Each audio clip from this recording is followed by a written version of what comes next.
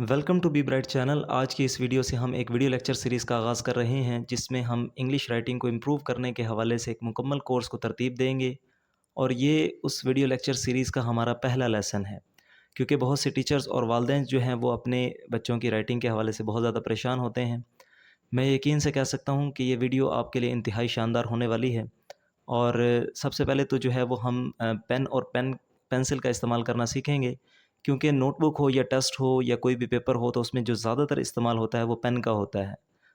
तो English writing को सीखने के लिए जो सबसे पहले जो हमारे पास स्ट्रोक्स हैं, तो उसको आज के लेसन में हम कवर करेंगे। ये हमारा लेसन फर्स्ट है।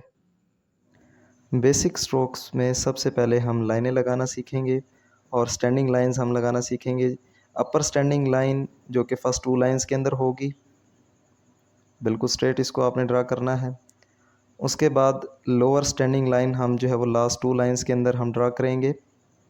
ये लोअर स्टैंडिंग लाइन हमारे पास होगी। उसके बाद स्लिपिंग लाइन जो कि लेटी हुई होगी, जो कि सेकंड लाइन के बिल्कुल सेंटर से आप स्टार्ट करेंगे।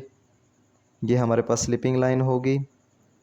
उसके बाद हम जो है वो स्लांट लाइन लगाना सीखेंगे, तिरछी लाइनें जो कि ऑलमोस्ट 45 डिग्री के एंगल पर होंगी।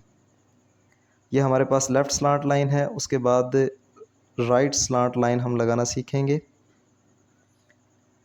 उसके बाद बेसिक स्ट्रोक्स में हमारे पास सर्कल है जिसको हम लगाना सीखेंगे। एक क्लॉकवाइज सर्कल है और एक एंटी क्लॉकवाइज सर्कल। उसके लिए सेंटर में इस तरह से पॉइंट आपने लोकेट करना है और एक बैकवर्ड सर्कल जो है वो आप ड्रा करेंगे।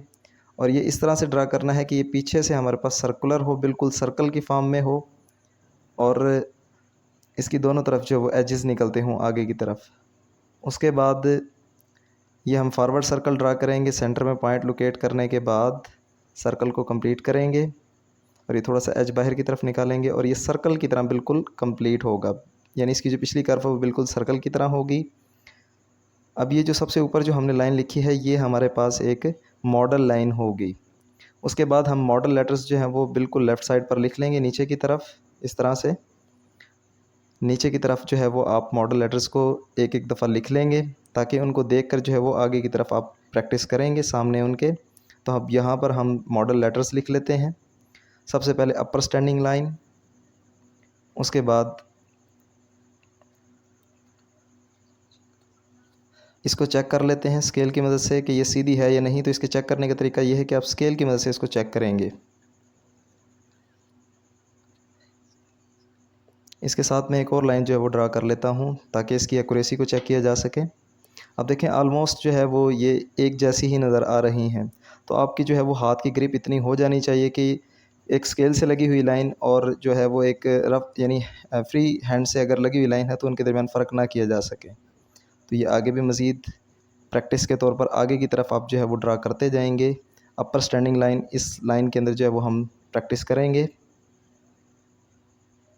जो कि मैंने आपको बताया था कि फ़र्स्ट 2 लाइंस के अंदर आएगी। बार बार आपने इसकी प्रैक्टिस करनी है और आगे तक इसी तरीके से आप इसकी प्रैक्टिस करते जाएंगे।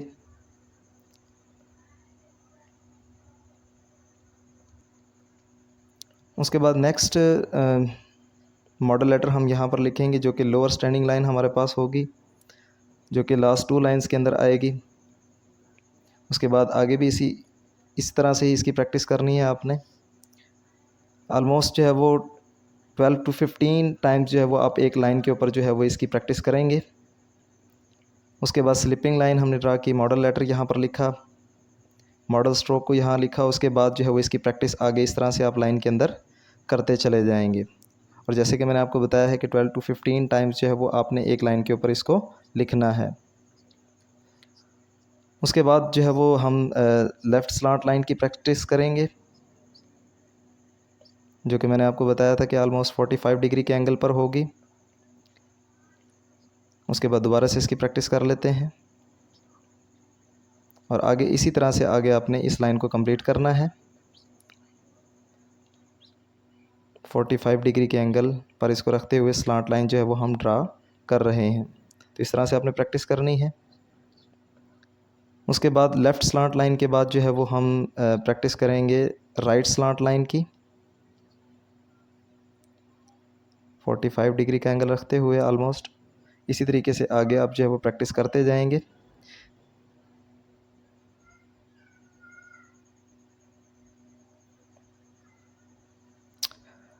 उसके बाद जो है वो हमारे पास बैकवर्ड और फॉरवर्ड दो तरह के सर्कल्स हमारे पास हैं। उसके लिए सबसे पहले सेंटर पॉइंट लोकेट करना है आपने, और सबसे पहले हमने जो है वो बैकवर्ड सर्कल को ड्रा किया।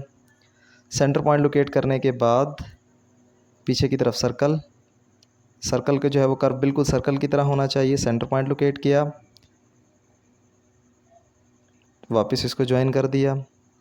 उसके बाद सेंटर पॉइंट लोकेट करने के बाद दोबारा से कर्व और फिर ये सर्कल कंप्लीट। तो ये तरीकाकार होगा फॉरवर्ड सर्कल बैकवर्ड सर्कल के लिए। और फॉरवर्ड सर्कल के लिए सबसे पहले सेंटर पॉइंट को लोकेट करेंगे सेकंड लाइन के बिल्कुल सेंटर में।